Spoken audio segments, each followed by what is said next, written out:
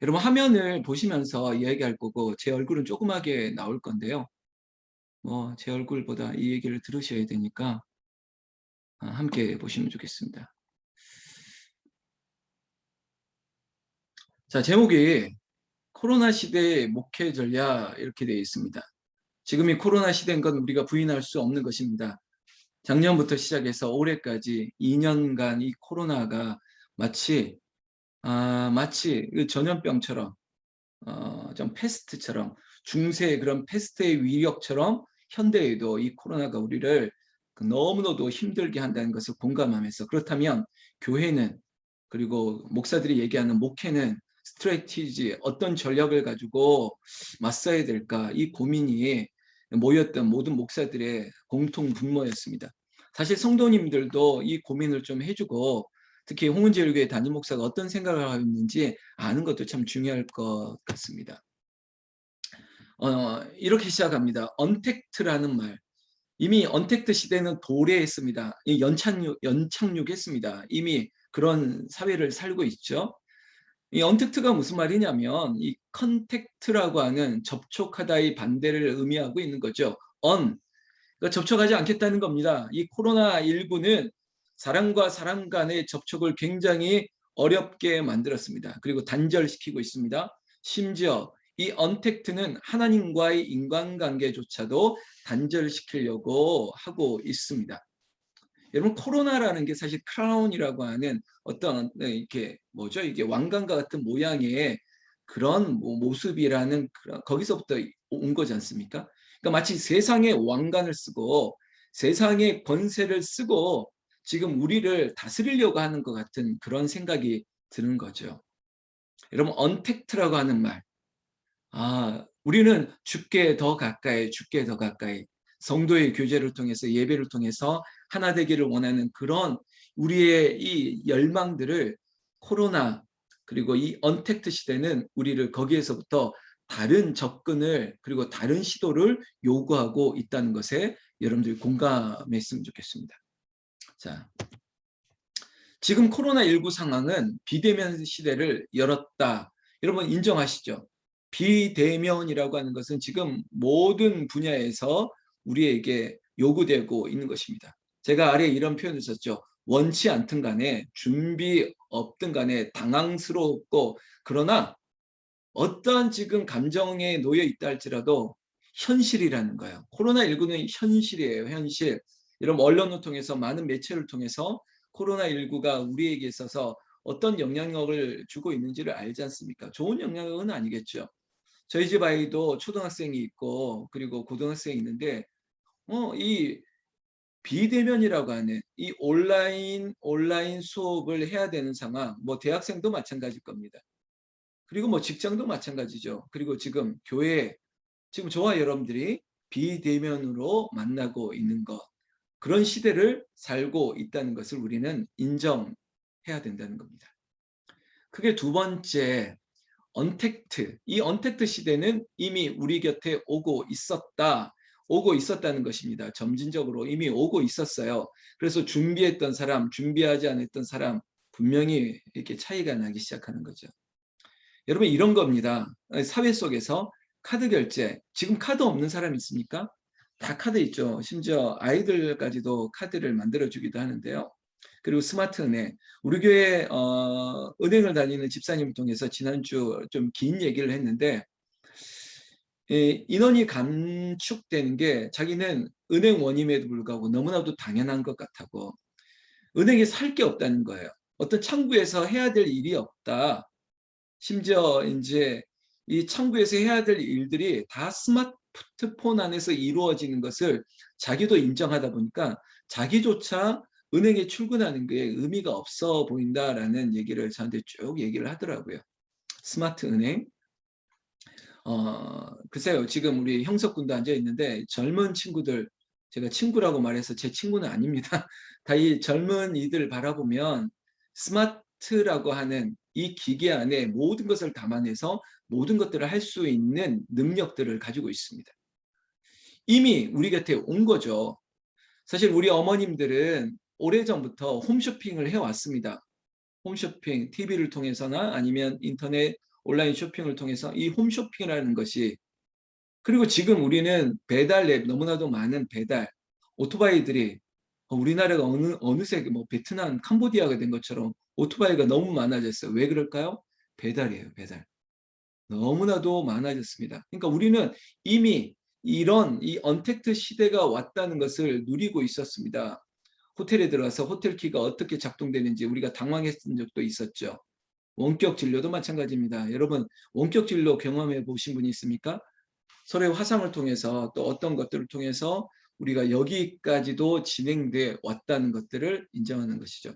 제가 이제 이쪽 분야의 학자가 아니기 때문에 이걸 너무 자세하게 얘기하면 좀 오버하는 것 같고, 좀 후반부에 교회를 향한 이야기 때 조금 더 심층적인 얘기를 좀 하고, 제가 왜냐하면 자격 없지 않습니까? 저는 이쪽 미래 학자가 아니고 또 이러한 학자가 아니기 때문에 그냥 조금 아는 걸 가지고 공감한다는 얘기 먼저 전제를 드리겠습니다. 또한 세 번째, 방송대학, 사이버대학, 이 원격 교육 이미 하고 있죠. 이런 시대를 살아가고 있는데 나중에 교회에 대한 문제 제기를 할 때 제가 몇 가지 더 얘기할 겁니다. 자, 이 미네르바 스쿨이라고 하는 이 학교가 어떤 학교냐면, 여러분 나중에 기회가 있으면 미네르바 스쿨이라고 하는 이걸 한번 검색해 보십시오. 캠퍼스 없는 혁신대학이다. 대학계의 스타트업이라는 거예요. 여러분 이미 사고나 생각이나 너무나도 무궁무진한 상상 속에서 전혀 새로운 대학들이 일어나고 있고, 이 대학이 굉장히 그러니까 업핑하고 올라가고 있는 것입니다. 이런 특징이 있습니다. 2014년도에 뭐 그냥 있는 그대로 읽어보세요. 미국에 있는 벤 넬슨이 설립한 학교인데요. 캠퍼스나 강의실을 없애고 모든 수업을 비대면 원격 강의를 하기 시작했습니다. 언제? 2014년도부터. 정말 오래, 뭐 그러니까 굉장히 오래됐죠. 근데 이 학교는 4년 동안 기숙사가 없어요. 오히려 7개 나라의 호텔을 조인 삼아서 거기에 이제 학생들을 보내는 거죠. 왜냐하면 비대면이니까. 거기에 호텔을 기숙사 삼아서 그 나라의 문화나 생활 방식들을 병행하도록 글로벌한 그런 어떤 문화적인 체험을 요구했던 거예요. 캠퍼스 올 필요가 없으니까. 가라고 세상으로 이렇게 보냈던 겁니다. 굉장히 성경적인 것 같아요. 너희는 가라. 하용조 목사님은 온누리교회 교인들한테 7년 지나면 뭐든지 다 나가라, 어디로 흩어져라 했던 것 같은. 그리고 이 수업은 최대 19명만 참여해서 생방송 수업을 했다고 합니다. 왜 그랬을까요? 커뮤니케이션을 위해서입니다. 활발한 토론을 위해서. 대형교회라고 말하는 표현이 사실은 다른 나라에는 없습니다. 여러분, 교회가 커서 사람들이 많이 있을수록 이거는 저같이 이제 사회복지를 했던 사람은 이 안에 어떤 인간이 존중받아야 되는 그런 구조가 이미 아니라는 거죠. 크면 클수록. 인권의 사각지대가 생길 수밖에 없습니다. 어쩌면 교회로 한다면 목회자의 눈이 머물지 않는 공간들이 너무 많아지는 거죠. 성경적인 것은 목자가 양을 알고 양이 목자를 알고 목자는 양의 소리를 알고 또 양은 목자의 음성을 듣고, 이게 기본이에요. 그러면 커지면 커질수록 모르게 되는 거죠. 그러니까 이 대학은 최대 19명이라고. 그래도 또 리더십 가운데 이제 교수들의 발언을 15% 이내로 줄였다. 여러분 아직도 저 교회에는 이제 목사가 말을 많이 하는데 죄송한데, 이 강의 안에 수업 안에 교수의 이 퍼센티지가 이렇게 그러니까 작아지고 있고, 그러니까 적극적인 참여를 통해서 학생들의 발언이나 학생들의 의견들이 이렇게 활발하게 제시될 수 있는 그런 특징이 있는 학교라는 것이죠. 이 학교가 2019년 5월에 첫 졸업생을 배출했는데, 그러니까 94%가 정규직에 취업했습니다. 그러니까 우리나라는 지금 일자리에 굉장히 관심이 많다 보니까. 그리고 아이비리그라거나 하버드, 캠브리지 등 석박사 과정에 많은 학생들이 진학했습니다. 그런데 더 큰 특징은 이 미국에서 설립된 대학임에도 불구하고 학생의 77%가 미국이 아닌 다양한 인종의 사람들이 모여 있었다는 것이죠. 자, 그런데 우리는 이 모임에서 이런 얘기를 했습니다. 이런 것이 가능한 것은 4차 산업혁명의 기술이 있었기 때문이다. 여러분 4차 산업혁명, 뭐 광고를 통해서도 언론을 통해서 이러한 단어를 듣는데, 이 4차 산업혁명이 도대체 뭡니까? 저도 잘 모르겠는데 뭐 들어본 사람이 있을 겁니다. 뭐 엘빈 토플러의 제3의 물결이란 거 뭐 그냥 너무 이거 그냥 지나가시면 돼요. 근데 이제 1번, 2번, 3번 보면 핵심은 이겁니다. 시간이 갈수록 이런 변화의 시간들이 굉장히 좁혀지고 있다는 거예요. 그러니까 농업화의 물결은 500년, 산업화의 물결은 200년, 정보화의 물결은 50년. 그럼 지금 4차 산업혁명이라고 하는 세상에 살 때 이 변화, 이 속도가 얼마나 좁혀졌을까? 여러분 지금요 너무 빠릅니다. 이 지금 다음 얘기를 좀 볼 텐데 4차 산업혁명은 이런 표현을 합니다. 그러니까 이게 도대체 어디에서부터 시작됐느냐? 이건 그냥 상식적으로 그냥 읽겠습니다. 2016년에 나보스 포럼에서 독일의 클라우드 슈밥이 처음 사용했던 단어가 4차 산업혁명이라는 거죠. 이거 오래전에 배웠던 이야기죠. 1차, 2차, 3차. 1차는 증기기관의 발명으로, 그리고 그 다음에 2차는 생산 조립의 전기 발명했고, 그 다음에 3차는 전자정보, 컴퓨터, 인터넷이에요. 그렇다면 4차는 뭘까? 4차는 이런 얘기합니다. 언제 어디서 무엇을 하든지 다 할 수 있는 그런 세상이 왔다는 거예요. 4차 산업혁명. 2016년부터 본격적으로 우리가 익숙한 어떤 사건 하나는 알파고와 이세돌이 바둑 대결을 했는데 알파고가 이겼지 않습니까? 아, 이럴 수도 있구나. 초연결성, 초지능화 특징으로 인간 사물, 그리고 사물과 사물, 인간과 사물이 상호 연결되는 거예요. 빅데이터를 통해서 인공지능의 속도가 굉장히 빨라지는 거죠. 인간이 가지고 있는 지능과 능력을 이 AI라고 하는 인공지능이 이미 앞서갔다는 겁니다. 많은 기술을 선도하고 있어요. 자, 그 밑에 보면 무인 운송, 3D 프린팅, 뭐 첨단 로봇, 신소재, 사물 인터넷, 블록체인, 공유 경제, 유전, 공학, 합성 생물학, 바이오 프린팅, 우리는 뭐 잘 모를 것 같은 이런 것들이 이미 4차 산업혁명의 중요한 이슈가 되어서 움직이고 있다는 것 인정을 해야죠. 자, 아래 현실적으로 우리 앞에 나타난 것은, 우리가 익숙한 것은 인공지능, 우리는 많이 들었습니다. 그리고 드론으로 뭐 택배를 날린다, 드론으로 뭔가를 할 수 있다. 이미 우리는 많이 듣고 많이 보고 있습니다. 빅데이터라고 하는 단어도, 이 단어도 많이 들었습니다. 그리고 우리가 들고 있는 스마트폰, 여러분 스마트폰 없는 분이 있습니까? 다 있죠. 지금 자율 자동차, 뭐 테슬라나 벤츠 같은 이 아주 이렇게 오랜 기술력이 있는 자동차에서는 이미 자율 자동차가 시판에 들어갈 수 있다는 얘기까지 하고 있습니다. 지금 이런 세상이에요. 이런 세상. 4차 산업혁명. 그러면 이제 여기서부터 저희의 고민이 좀 담겨 있습니다. 저희 고민이 있고 그 고민 가운데 우리 교회는 여러분 프라이드를 좀 가져야 된다는 거예요. 지난 수요일 날 담임 목사 칭찬을 하고 담임 목사는 자랑을 해야 된다 그러는데 여러분 제 자랑할 게 뭡니까? 여러분 한번 좀 유심하게 봐주시고요. 제가 스스로를 제가 가지고 있는 특징 중에 하나는요. 저는 굉장히 어떤 트렌디한 사람입니다. 어떤 변화에 민감합니다. 그러나 복음은 절대 변하지 않습니다. 삼위일체가 변합니까? 우리 주 하나님의 은혜가 변할 수 있습니까? 하나님은 변하지 않아요. 복음도 예수 그리스도 십자가로 말미암아 구원에 이른다. 또한 이신칭이라고 하는 그 구원의 진리는 변하지 않아요. 그러나 그 구원의 진리를 담아내고 그것들을 이해할 수 있고 그것들을 소화시키고 또 누군가는 이걸 매력적으로 받아들일 수 있도록, 마치 여러분들 요리를 하게 된다면 플레이팅, 접시를 조금 더 바꿀 수 있으면 좋겠고, 그리고 조금 더 다른 어떤 곁들일 수 있는 전체 요리나 그리고 또 디저트는 뭐가 좋을까, 뭐 이런 고민은 충분히 해도 되지 않습니까? 그래서 아까 제가 말했죠. 세상은 너무나도 빠르게 변하고 있어요. 그러면 우리가 야 교회는 변하지 마. 그렇게 우리가 그렇게 마치 스탠스 자세를 취해야 될까? 글쎄 여러분이 보고 있는 홍은절교회 담임 목사님 그렇게 생각하지 않습니다. 변화에 민감해야 됩니다. 제가 말했듯이 전제, 복음은 변하지 않기 때문에 복음을 담을 수 있는 이 상황들을 예민하게 봐야 된다는 것이죠. 자 보십시오. 한국교회 연구소에 한국교회가 이 공통점을 가지고 있습니다. 코로나19 이후에 언택트 시대 가운데 지금 한국교회가 이런 모습입니다. 기상도라고 하는 표현을 썼는데 여러분 공감하실지 모르겠습니다.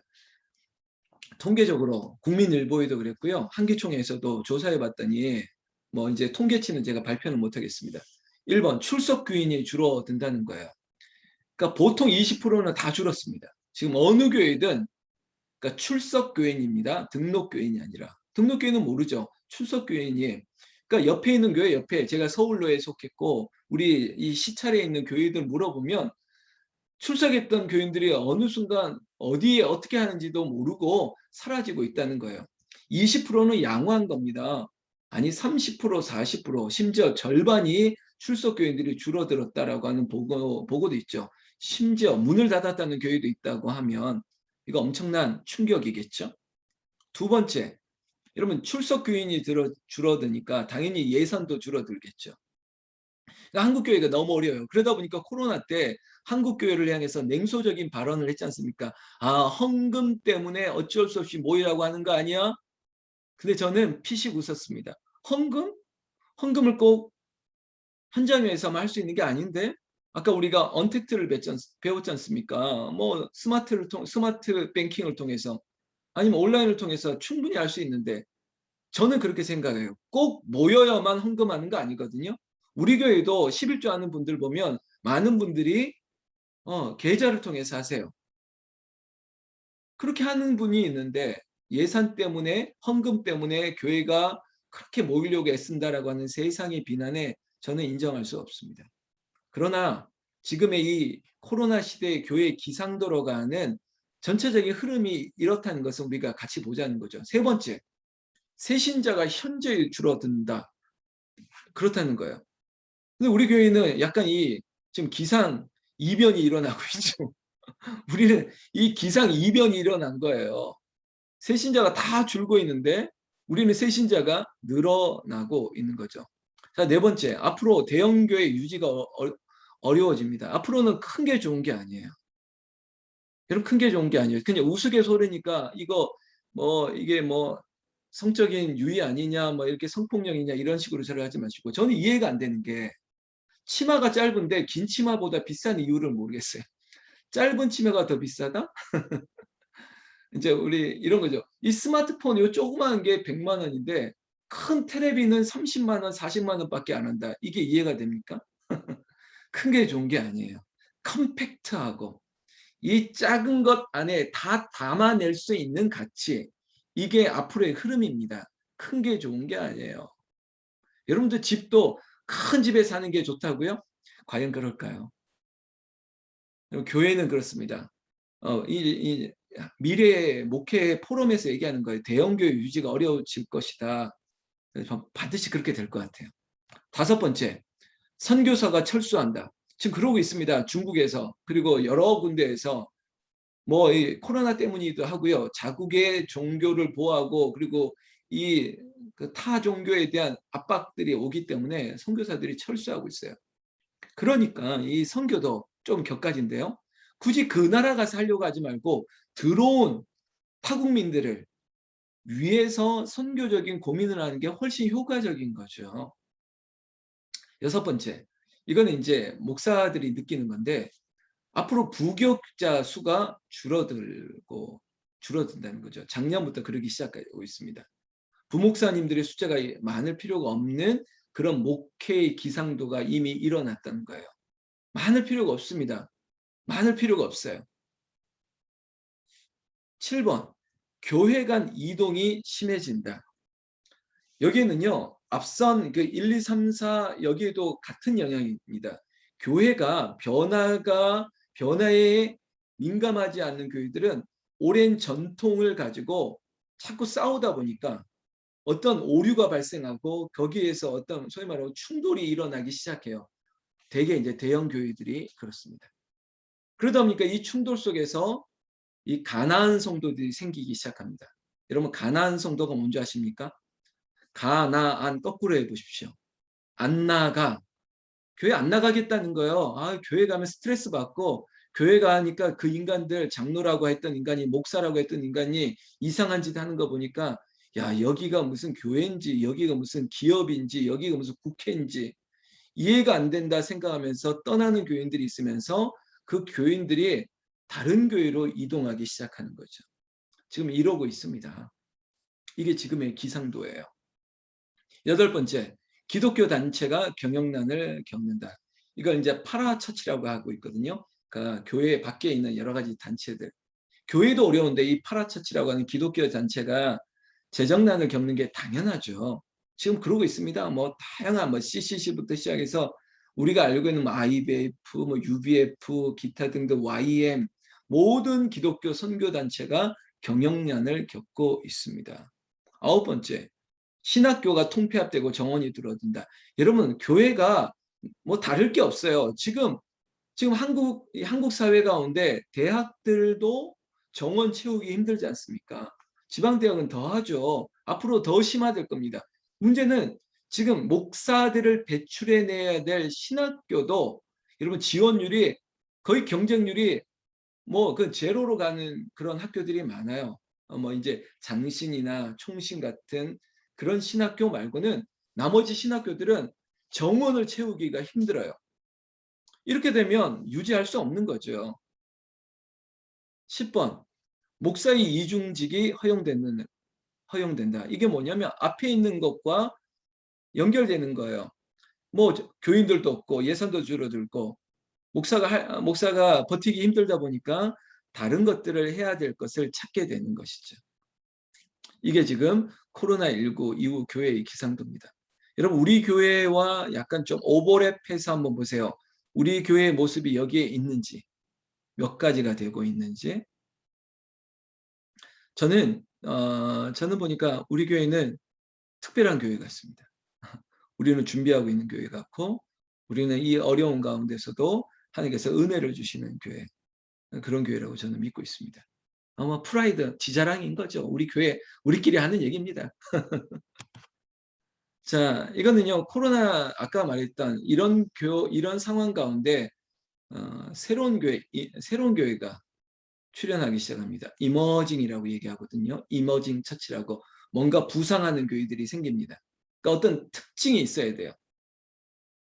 뭔가 하나를 붙들고 가는 어떤 특별한 교회들이 나타나기 시작했습니다. 몇 가지 하나, 둘, 셋, 넷, 다섯, 여섯, 일곱, 여덟 가지를 하나의 어떤 우리가 샘플링을 좀 했는데요. 그냥 그 이름만 보면 기리의 교회 뭐 잘 모르실 거예요. 어떤 카피에 그러니까 어디에 중점을 두고 있느냐 말씀과 심이 있다. 하늘 백성 교회 하나님과 이웃을 섬기는 교회 어떤 NGO나 다양한 구제 사업들을 그냥 집중하는 교회. 자 김포명성교회는 성찬과 말씀을 중심으로 예배한다. 또 오고 싶은 교회 그러니까 성령과 지혜로 세워지는 게 이건 이제 마치 캐치프라이즈 그들의 표를 뭐 대표적으로 근데 이제 이거 하나하나 얘기하려면 너무 길어져서 그냥 제목만 좀 얘기할게요. 샘솟는 교회 그리고 시와 사랑이 있는 교회 여기는 마치 콘서트를 하는 뭐 이런 교회입니다. 한마음 교회 이거 한국 침례교회인데 여기는 이제 가정교회 중심으로 가족 같은 교회, 교회 같은 가정 이런 게 캐치프레이즈고요. 돌모딤 교회 이름도 특이하죠. 찬양과 기도, 신과 회복해야 돼. 교회마다 어떤 특징을 가져야 된다는 거예요. 새로운 교회가 출현돼야 돼요. 아까 미국의 넬슨이 만들었던 그런 학교가 출현하듯이 기존에 있었던 교회는 그런 곳이다라고 했던 그 우리 안에 고정관념이 아니라 정말 이 교회는 이런 특징이 있고 이런 매력이 있다. 여러분 식당 생각해 보십시오. 그럼 식당 가는 거 보면 참 신기해요. 저 김포까지도 가고요. 저 파주까지도 갑니다. 왜 가냐 말했더니 파주에는 그 장당콩 가지고 담그는 뭐 음식이 막 좋아서 글로 가고 뭐 김포 조금만 넘어가면 강화도도 갈 수 있고 어디도 가서 뭘 먹을 수 있고 여러분 어떤 특징을 가지고 찾아간다는 거죠. 그러면 여러분들 지금까지 다녔던 교회가 뭐 몇 개인지 모르겠지만 그 교회의 특징은 뭐였습니까? 그게 분명해야 돼요. 뭔가가 있어야 돼요. 저 교회는 뭐 이런 특징이 있다. 앞으로는 그게 아주 중요한 키워드가 돼요. 그러면 여러분 스스로에게 물어보세요. 지금 홍은재열 교회는 어떤 특징이 있어요? 어떤 새로움이 있습니까? 그걸 여러분 한번 생각해 보세요. 이게 있는 게 좋은 교회가 될 겁니다. 저는 확신해요. 자, 홍은재열 교회 어떤 새로운 특징이 있습니까? 이전에 나도 몇 교회를 가봤는데 어떤 분이 그래요. 우리도 교회에 짬밥이 있어서 딱 보면 안다. 이런 말을 하신 분이 있는데 뭐가 다른가요? 틀린 건 아니고 뭐가 다른 게 뭐가 있습니까? 차이점이 뭐 유니크한 근데 그게 있어야 돼요. 왔더니 담임 목사가 좀 유별난 것 같아. 이것도 괜찮습니다. 담임 목사가 좀 달라. 이것도 좋은 거예요. 아니면 이 교회, 우리 홍은지역에는 아, 기도를 많이 하는 것 같아. 기도가 강점인 교회. 이런 거. 홍은지역에는 문이 열려 있는 교회. 이런 거. 여러분, 우리가 한번 특징 있는 교회, 또 뭔가 하나를 꽉 쥐고 갈 수 있는 교회의 모습들. 저는요, 제 성향상 제가 좋아하는 거는 두 가지입니다. 하나는 음악이고 하나는 문학입니다. 그냥 크게 키워드로 얘기하면 문학과 음악입니다. 이걸 두 개를 너무 좋아해요. 책을 좋아하고요, 음악을 좋아하고, 좀 쉽게 말하면. 그런데 제가 목회를 하고 담임 목사가 되다 보니까 찬양이 너무 좋은 거예요. 그리고 여러분들에게 뭐 매일 쓰는 소나무에 하기에 좀 부족한 글이지만 글쓰기를 꾸준히 할 수 있는 거는 그건 사랑이거든요. 글쓰기를 하면서 그리고 그 글쓰기에 설교가 담겨 있고 그 설교하는 말하기까지 이어가는 게 저는 너무 행복한 거죠. 그리고 그것들을 총괄할 수 있는 기도로 나아갈 수 있는 교회. 그런 교회를 꿈꾸고 있습니다. 여러분, 우리는 새롭게 하소서 올해 비전을 줬고요. 우리는 선제적으로 대처하고 있는데 여러분은 어떻게 느끼실지 모르겠어요. 목사가 좀 아까 썼던 워딩인데 단어인데 목사가 유별나. 목사가 좀 이렇게 옷도 이상하게 입고 머리도 이상하고 생긴 것도 이상하고 말도 좀 이상하고 다 이상해. 이상하게 보지 마시고 독특해. 유니크해. 스페셜해. 이런 쪽으로 보면 우리 교회의 특징이 되는 거예요. 여러분, 다른 교회 좀 다르지 않습니까? 우리 담임 목사님 좀 달라. 이게 자랑이 되기를 예수님의 이름으로 축원합니다. 축원합니다. 여러분, 그래도 제가 할 거 다 합니다. 할 거 다 해요. 자, 그다음 얘기할까요? 여보세요. 코로나19 이후에 교회의 좀 다른 모습, 특징 있는 교회 하나를 제가 이제 그림까지 담았는데, 이 목사님이 유명한 목사님이시지 않습니까? 누구죠? 김동호 목사님, 이제 은퇴를 했죠. 지금 이제 암과 싸우고 있는 투병 생활을 하고 있는 분이신데요. 근데 이분이 요즘 어떤 사역을 하고 있냐면 날마다 기막힌 새벽, 이런 유튜버 활동을 하고 있어요. 날기새라고 얘기하고 있습니다. 날기새 줄여서 그냥 새벽 기도를 통해서 많은 사람들, 특히 이제 암과 싸우는 분들과 또 공유를 하는 말씀을 좀 많이 해주시고 있어요. 왜냐하면 지금 본인이 그렇게 암과 싸우고 있기 때문에. 여러분, 온라인 교회가 많아지고 있다. 여러분 인정하십니까? 잠깐만 더. 우리 교회도 그렇지 않습니까? 지금 우리 교회 주일 한 번 모여요. 그리고 지금 새벽 기도도 그렇고 수요 예배도 그렇고 지금 이 시간 금요 찬양 기도회도 우리는 온라인으로 하고 있어요. 줌으로 하고 있습니다. 여러분 지금 실감하십니까? 그런 교회예요. 근데 우리 만족도 있지 않습니까? 혹시 지금 이렇게 하는 거 별로 만족 못 하시는 분들이 있을지 모르겠지만 좀 묻고 싶어요. 김정래 원사님, 뭐 괜찮죠? 그리고 백도선 성도님, 줌으로 예배하는 거 괜찮죠? 오케이? 오케이. 그런 거예요. 양경욱 권사님, 제일 누나지 언니지 않습니까? 온라인 이 줌으로 하니까 괜찮습니까? 오케이. 화이자 맞고 부작용 없으시죠? 오케이. 예, 온라인 교회가 많아지고 있는 거예요. 자, 이게 이제 제자 광성교회라고요. 아까 그랬던 전성진 목사님이랑 같이 사역했던 분이기도 하고 뭐 같이 뭐 이런 분인데 교회가 재편되고 있습니다. 여기는 할 말이 너무 많은데요. 기존의 조직, 우리 성도님들도 예전에 뭐 이런 그 조직 안에 눌려서 마치 이걸 하면 되고 이걸 하면 안 될 것 같고 교회는 당회가 있고 교회는 재직회가 있고 교회는 그리고 공동의회가 있고 그리고 교회에서는 이걸 하면 안 되고 저걸 하면 안 되고 우리 스스로가 이전에 이게 헌법도 아니고 이것도 어떤 신학적인 가치도 아니고 이게 진리도 아닌데 마치 이전에 했던 대로 나도 모르게 그 관습대로 가고 있는 거예요. 근데요, 교회는 자유해야 돼요. 예수님께서 그랬지 않습니까? 진리가 너희를 자유케 하리라. 의사 결정도 그렇고요. 교회를 향한 어떤 사역도 다양하게 재편되고 있어요. 복잡하지 않아요. 요즘 기업도 마치 어떤 단계적으로 야 이게 과정 거쳐서 뭐 거쳐서 뭐 거쳐서 어디까지 가야 되고 이거 이런 사회가 아니거든요. 근데 교회는 아유 뭐 어린이 주일날 뭐 하나 선물하는 것도 얼마나 복잡한지 몰라요. 그러다가 결국은 결정하다 보니까 결국 아이들한테 준다는 게 아이들이 좋아하는 거 생각도 못 하고 야 초코파이가 제일 우리 때는 초코파이가 최고였지. 그러면서 또 초코파이 한 박스를 주는 걸로 결정하는 그런 어처구니없는 일이 일어나는 거예요. 여러분 교회는 재편돼야 돼요. 다양한 오히려 교회가 세상을 선도하는 그런 어떤 시스템을 좀 만들어냈으면 좋겠는데 교회는 제일 늦어요. 제일 늦어요. 답답해요, 답답해. 자, 그래서 변화를 이끌기 위한 인식의 전환. 여러분 인식이라고 생각하는 뭐 어려운 단어 쓰지 말고 생각이 좀 바뀌어야 돼요. 자꾸 오래된 생각. 아유, 그러다 보니까 이게 뭐 구역에서나 순회에서 모이면 나 때는 아이 김장을 뭐 250포기를 교회에서 다 했어. 젊은 애들 붙들어 놓고 막 그거 하자 그러면 젊은 애들이 막 뒤집어지는 거죠. 여러분 생각이 전환돼야 되는 겁니다. 새롭게 할 수 있는 게 뭘까? 우리는 이런 얘기들을 합니다. 신학교의 신학대학원의 커리큘럼도 달라져야 한다는 거죠.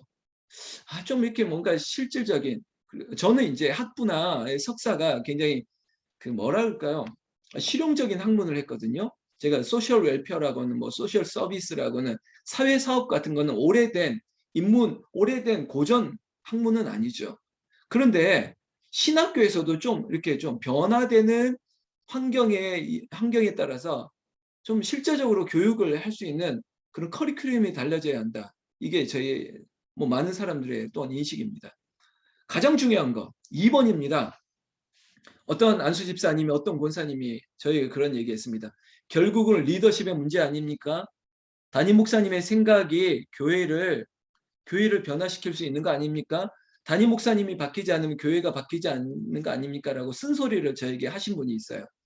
근데 그 말씀이 맞습니다. 목회자 인식이 새로워지지 않으면 교회가 바뀌지 않습니다. 세 번째, 현실을 인정하고 변화를 시도해야 됩니다. 변화를 시도해야 되는데 되게 두려워해요. 되게 두려워합니다. 근데 뭐 저와 여러분들이 공유할 수 있는 공감하실지 모르겠지만 저는 어떤 집사님이 그래요. 목사님은 무조건 직진이라고. 저는요 변화에 두려워하지 않습니다. 오히려 변화를 적극적으로 수용하고 경험하고 싶은 욕구가 너무나도 강해요. 그렇게 가는 거예요. 여러분 이 자리에 있는 특히 영적으로 저를 지지하고 기도해 줘야 될 분들이기 때문에 저와 같은 생각을 가져야 돼요. 변화에 대해서 앞장서야 돼요. 자꾸 이전에 예전에는 그랬는데 말고 새로워져야 됩니다. 여러분 리폼이라고 하는 것 자체가 과거형이 되면 안 돼요. 리포밍 자꾸 변화돼. 여러분 저고리 잘라가지고 짧게도 만들어 보고요. 그리고 우리 있었던 이 통이 넓은 것을 한번 좁혀보기도 하고요. 자꾸 바꾸면 되지 않습니까? 리폼해서 입으면 되잖아요. 바꿔도 되는데 바꾸는 걸 너무 두려워하는 거예요. 그래서 교회관을 재정립해야 된다. 여기까지 이르게 됩니다.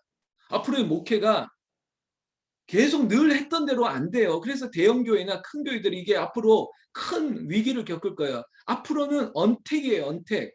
근데 이거를 온택이라고 이게 말 바꾸는 겁니다. 말을 만드는 거죠, 단어를. 온라인으로 연결하고 소통하는 법들을 배워야 돼요. 비대면 사회에 만날 수 있는 하나의 어떤 도구를 만들어야 되는데 그게 온라인이다. 지금 우리는 줌이지 않습니까? 줌으로 서로 소통하지 않습니까? 우리가 김수현 집사님한테 오케이 학원이 잘 될 거예요. 학원이 좋은 사람에게 넘어갈 거예요. 믿습니까? 오케이?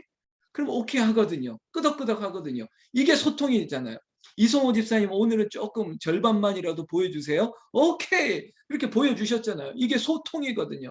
그러니까 가능한 거예요. 이거라도 가능한 거죠. 자 아래 보세요. 예루살렘 성전은 2번 무너졌습니다. 솔로몬 성전도 무너졌고요. 그리고 화려하게 지었던 헤롯의 성전도 무너졌고 지금 여러분들이 이스라엘에서 가면 그저 무너졌던 담 하나 지금 그것이 통곡의 벽인 것을 알고 지금 이스라엘의 전통 유대인들은 그 벽을 붙잡고 이 다윗 성전의 회복, 이스라엘의 회복을 꿈꾸고 있지 않습니까? 그런데 무너졌어요. 그리고 다시 생겼죠. 근데 이 무너질 때마다 뭐가 생겼냐면 작은 회당이 생겼습니다. 회당. 회당이 뭐냐면 쉽게 이해한다면 마을 회관이 생긴 거예요. 그러니까 구석구석 우리가 예루살렘에 갈 수 없으니까 가까운 곳에 뭔가를 짓자라고 했던 시도가 회당이에요. 물론 나중에 예수님이 오셔서 이 회당이 큰 고민거리가 되기도 했었거든요. 그러나 회당이 왜 생겼느냐? 멀리 갈 수 없으니까. 그리고 많이 모일 수 없으니까. 마치 지금 우리에게 있어서도 이게 오프라인, 온라인, 그러니까 성전에 모일 수도 있지만 성전에도 모이기도 하지만 그리고 또 다른 작은 공간을 대체 공간을 마련해서 거기서도 모여야 된다는 거예요. 그런데 지금 많은 교회들이 아직도 현장 예배를 찾고 이게 답이다, 이게 고집을 하고 있는데 그러면서 제가 언젠가 얘기했지 않습니까? 제 동료들도 그렇고 줌을 해라, 줌이 참 좋다. 그리고 제가 샘플링들 보여주고 해도 그러니까 이 마인드예요. 목회자 인식인데 안 모인다는 거예요. 요즘 누가 줌을 하냐고. 바쁜데 안 모인다고. 젊은 애들은 이런 거 싫어한다고. 그리고 또 반대로 우리 교회는 어른 노인들이 많아가지고 줌을 할 줄 모른다고. 그럼 제가 말합니다. 아니 다 한다고. 우리 다 6, 70, 80대까지 다 한다고. 그것 때문에 못하는 게 아니야. 그런데 안 된다는 거예요. 또 하나 뭐냐면 대개 교회가 담임 목사 혼자 결정할 수 있는 구조가 아니거든요.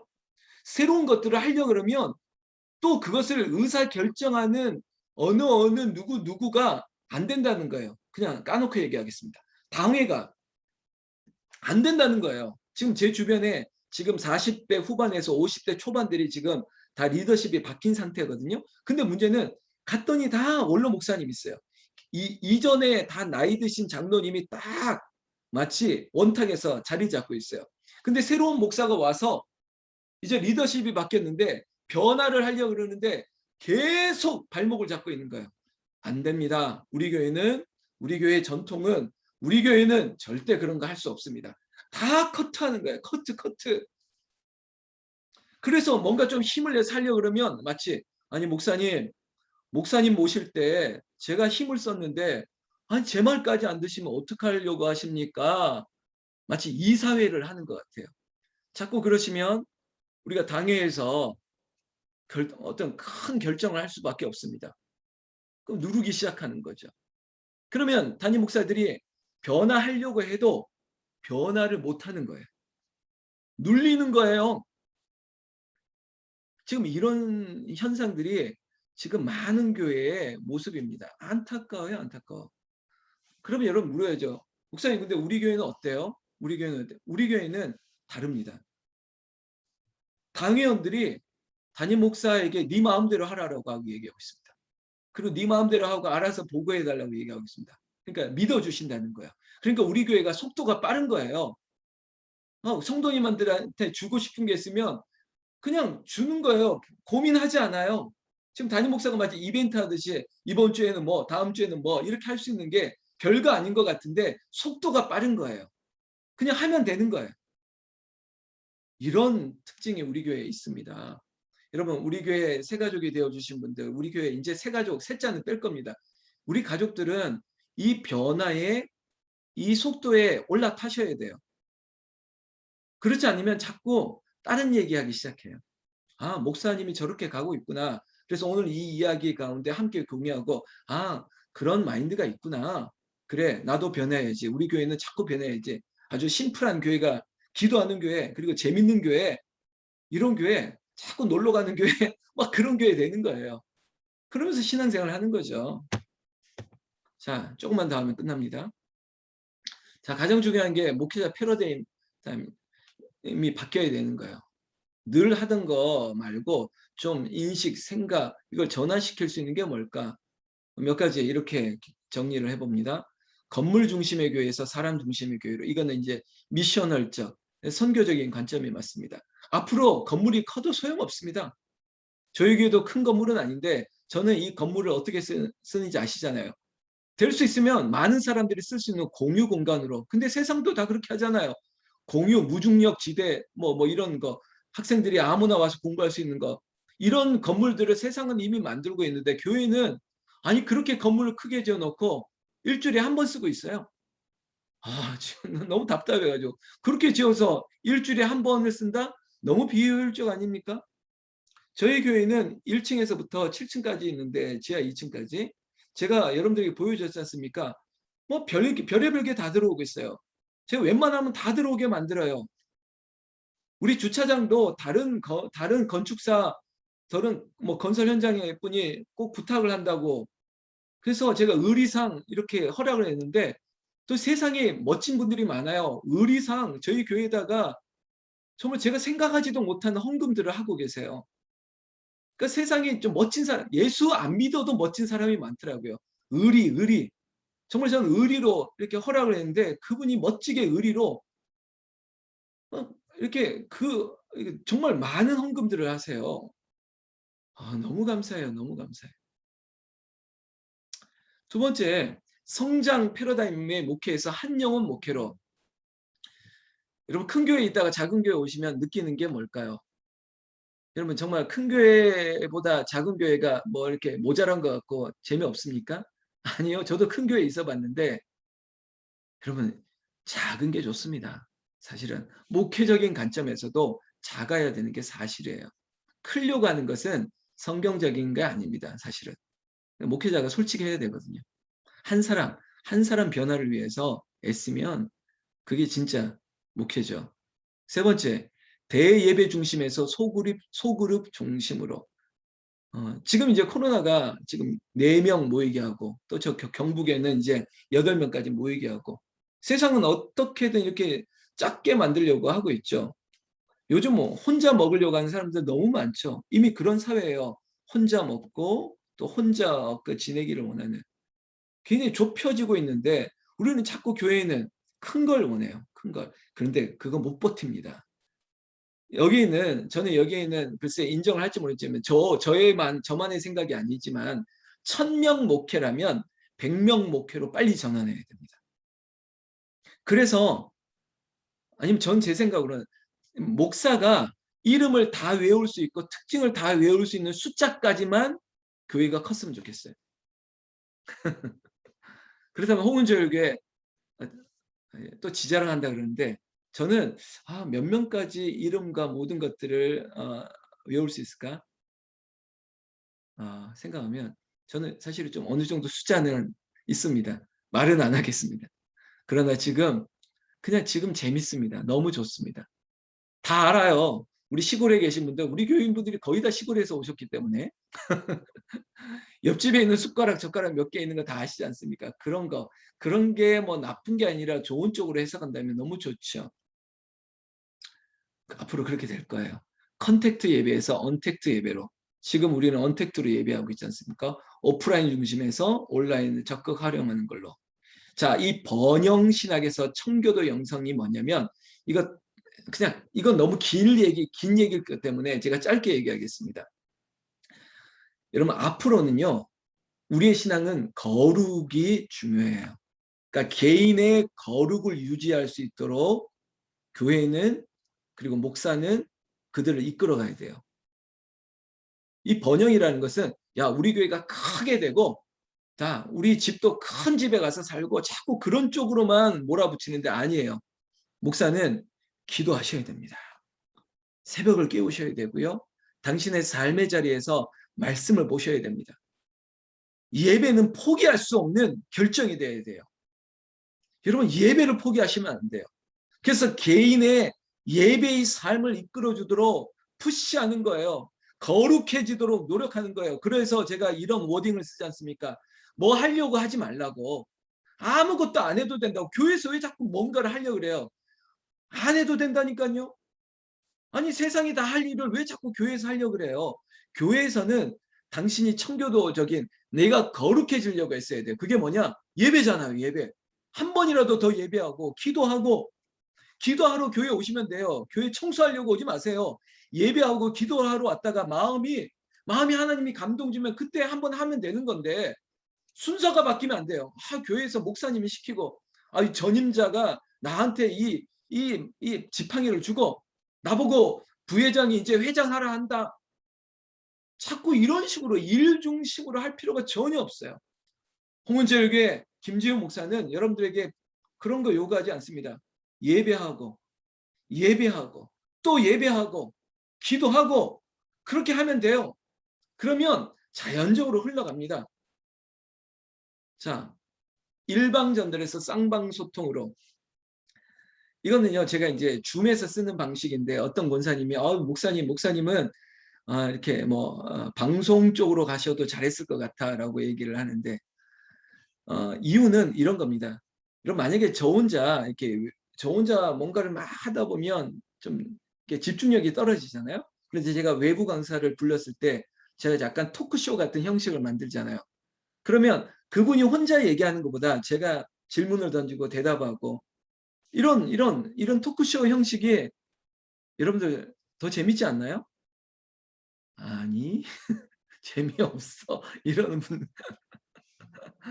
아니요. 그러니까 이 토크쇼 형식에 더 집중이 되는 게 맞죠. 쌍방이 서로 얘기할 수 있기를 바라고. 그래서 제가 여러분들에게 가끔마다 질문하잖아요. 질문하면 목사님 한 번만 더 질문하면 교회를 떠나겠습니다. 저한테 협박 편지를 보낸 분이 있었습니다. 갑자기 질문하지 말라는 거예요. 심장이 떨리고 큰일 날 뻔했다고. 제가 예를 들어서 최순덕 집사님 한마디 하시죠. 그럼 최순덕 집사님이 지금 멍하잖아요. 지금 몸을 흔들면서 저를 보고 있는데 나보고 무슨 얘기를 하라는 거야. 이렇게 몸이 벌써 뒤로 제치지잖아요. 이런 것들이 당황하게 하지만 집중하게 만드는 거죠. 쌍방소통. 자, 마지막. 신학교가 학위 위주 교육에서 생존을 위한 실제 교육으로 바뀌어야 된다고 생각하고 있습니다. 조직신학, 교의신학, 무슨 신학이 아니라 앞으로 교회를 그리고 목회자로 준비해야 될 게 뭘까? 이런 것들이 있었으면 좋겠다. 맨 아래 보십시오. 헬런 켈러, 세상은 고통으로 가득하지만 그것을 극복하는 사람들로도 가득하다. 여러분, 남들 볼 필요 없습니다. 나를 보고요. 또 다른 교회 볼 필요 없습니다. 우리 교회 봅니다. 저는 다른 교회에서 뭘 하는지 참고는 하더라도 다른 교회가 저렇게 하니까 저렇게 쫓아가야지 좋은 거는 쫓아가겠지만 나만의 교회, 우리만의 교회, 홍은제일교회만의 차별성을 위해서 노력하고 있습니다. 여러분 우리 교회 제가 어떤 교회 되고 싶은지 얘기했죠. 기도가 가득한 교회. 정말 예배가 감격 있는 그런 교회. 이 두 가지만 됐으면 좋겠습니다. 그런 교회를 제가 꿈꾸고 있고 제가 지금 드렸던 이 프레젠테이션이 여러분들이 얼마나 공감했을지 모르겠지만요. 저는 여기에 공감합니다. 그리고 이미 준비했고 변화하고 있습니다. 우리 교회 빠른 교회입니다. 여기 이제 장로님도 있는데 장로님이 이제 3년 지나니까 그냥 그런가 보다 하고 고개를 다 끄덕여 주세요. 세 분의 장로님이 다 그래요. 물론 이제 당신들끼리 모였을 때 무슨 말 할지 모르겠지만 인정해 주시고 있어요. 인정해 주시니까 제가 이렇게 하고 있지 않습니까? 너무나 감사하고 또 이 자리에 있는 우리 가족 여러분들 홍은제일교회가 발빠르게 움직일 때 이것이 우리를 위한 유익이라고 믿어주십시오. 제가 여러분들을 좋은 걸로 좋은 물로 정말 남들이 경험하지 않는 새로운 것들로 여러분들에게 정말 드리고자 노력하고 가장 큰 것은 제가 확신하는 것은 제가 여러분들을 위해서 끝까지 기도할 겁니다. 기도할 거고 제가 얘기했죠. 여러분들 천국에 보내드릴 때 제가 찬송 크게 할 겁니다. 그리고 조문 왔던 많은 사람들, 유족들에게 위로가 되는 말씀 제가 잘 해드릴게요. 그러니까 기도하다가 편안하게 천국 가십시오. 그럼 제가 멋지게 보내드리겠습니다. 이거면 되지 않습니까? 뭘 걱정하십니까? 그렇게 우리가 끝까지 함께 신앙생활 하기를 예수님의 이름으로 축원합니다. 축원합니다. 제가 이런 얘기했더니 어떤 집사님이 목사님 책임지셔야 됩니다. 중간에 딴 데 가시면 안 됩니다. 분명히 저 장례 치러 주신다고 했으니까 약속 지키셔야 돼요. 막 협박했던 어떤 여집사님 있습니다.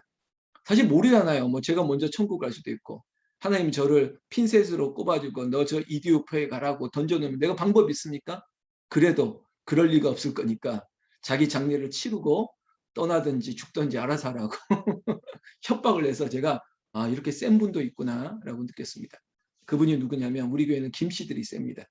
이니셜로 얘기하면 K, S, Y. 네, 그랬습니다. 깨갱했습니다. 저보다 나이가 많아가지고. 자, 마지막 찬양 드리겠습니다. 246장.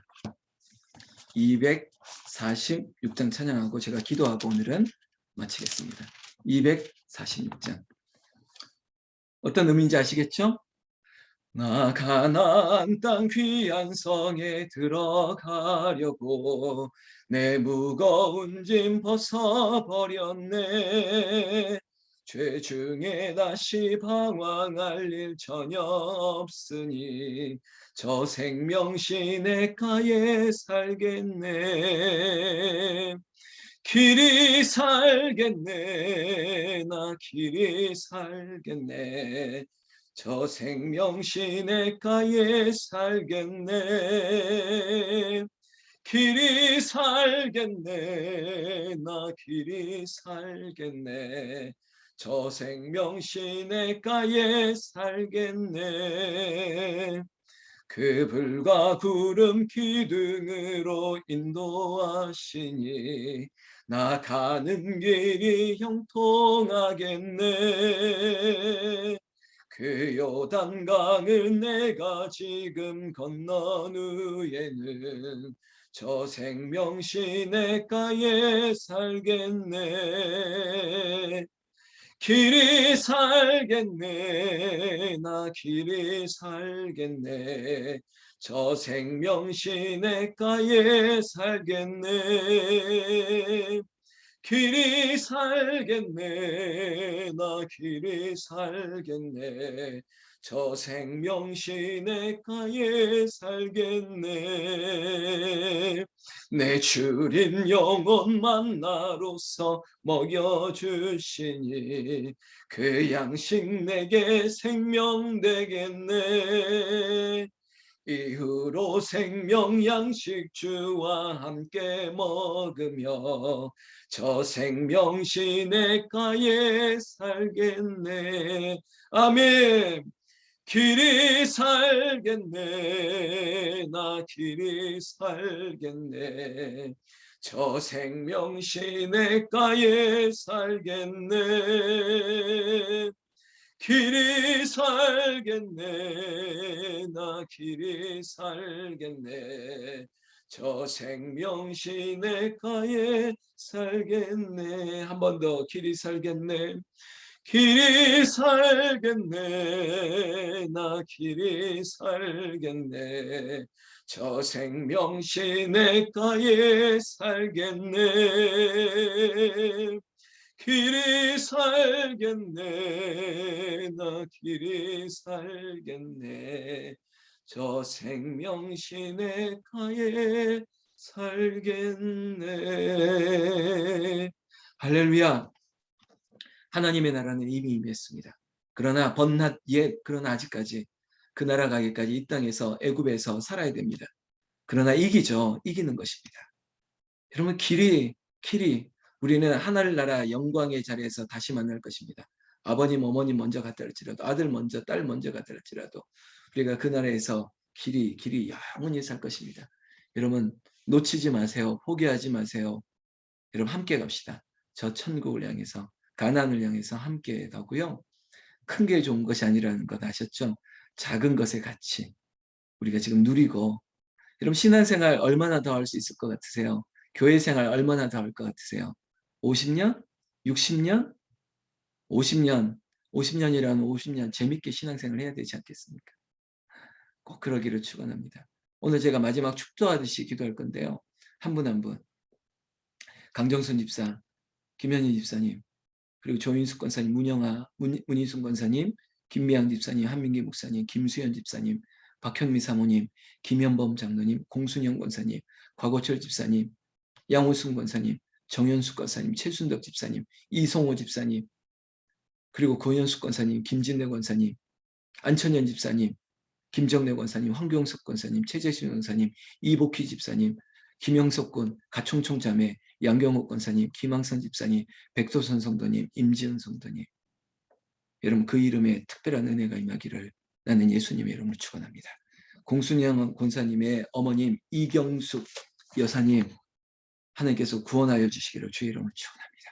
이 자리에 내 가족 구원해야 될 이름 있으면 나 가나안 땅 귀한 성에 들어갈 때 그 한 사람 손 붙잡고 길이 살 천국으로 인도해 내야 되지 않겠습니까? 내가 할 수 있는 길이 아니기 때문에 하나님께 맡기는 겁니다.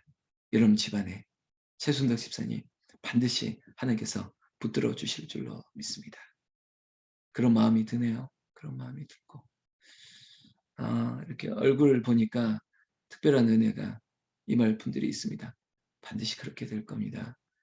홍제수연음악학원 예그린 하나님의 선교적인 기업으로 하나님께서 정리하시고 또 더 컴팩트하게 강하게 하시는 그런 은혜가 있을 줄 믿고, 김영범 장로님 사랑하는 자에게 잠을 주셔야 되는데 그런 잠을 주시고 교회를 위해서 더 충성되게 일하는 일꾼 되고, 여기에 있는 안수 집사님들 하나님께서 교회를 위해서 쓰시는 귀한 일꾼들로 하나님께서 들어 사용하여 주셔서 이번 주를 대표 기도하는 분도 하나님께서 성령으로 충만해서 기도했으면 좋겠다, 그런 마음까지, 남편이 옆에 있으면 좋겠다라고 하는 황경숙 권사님, 권성희 집사님, 그리고 우리 고춘재 집사 하나님께서 특별히 불러야 될 분 이광복 집사님도 그렇고요. 특별히 예배를 잃어버렸던, 포기할 수 없는 것이 예배됩니다. 제가 오늘 선호함의 향기에 예배에 대해서 얘기했지 않습니까? 반문하십시오. 내가 진짜 온전한 예배를 드리고 있는지. 예배 가운데 하나님의 영광은, 하나님의 역사는, 하나님의 기적은 시작됩니다. 일한다고 이루어지는 게 아니에요. 예배할 때 역사가 일어나는 거죠. 이 시간도 예배하는 여러분들에게 여러분들이 알 수 없는 큰 기적이 오늘 이 밤에 일어나기를 나는 예수님의 이름으로 축원합니다. 축원합니다. 기도하겠습니다. 하나님 아버지 감사합니다. 주의 종이 손을 듭니다. 내가 할 수 없다는 나의 아버지여 몸부림입니다. 나는 그저 기도할 뿐입니다. 내가 부르는 이 이름 위에 함께하여 주셨고 그들의 머리 위에 그리고 그 온몸 위에 악한 것들은, 괴롭히는 것들은 다 떠나게 하여 주셨고, 또한 지금 이 집안에 불을 밝히고 있는 구석구석 방마다 그리고 우리의 가족들마다 하나님께서 꽉 붙들어 주셔서 구원 얻는 그 이름으로 하나님 인도하여 주실 줄로 믿습니다. 아버지 하나님, 변화하는 교회, 세상을 선도하는 교회, 그런 홍은절 교회가 되기를 원하는데 여기에 있는 기도의 용사들이 교회입니다. 하나님 복 내려 주시옵소서. 지금 우리 주 예수 그리스도의 은혜와 하나님 아버지의 사랑하심과 성령님의 위로의 통 충만케 하심이 예배하는, 변화하는, 새롭게 되기를 힘쓰는 사랑하는 기도의 용사들 머리 위에 그리고 그 가족들 머리 위에 이제부터 영원토록 함께 있을지어다. 아멘, 아멘, 아멘. 여러분 오늘 금요 찬양 기도에 마쳤습니다. 우리가 뜨겁게 찬양하면서 기도했던 그 현장이 아니라도 저는 가슴이 뭉클뭉클합니다. 성령께서 일하고 계시구나. 성령께서도 이런 마음을 주셨으면 그분에게도 그런 마음 주신 줄로 믿습니다. 오늘 밤 주님과 함께 평안한 밤 되시기를 다시 한번 예수님의 이름을 축원합니다. 주일날 뵙겠습니다. 충성!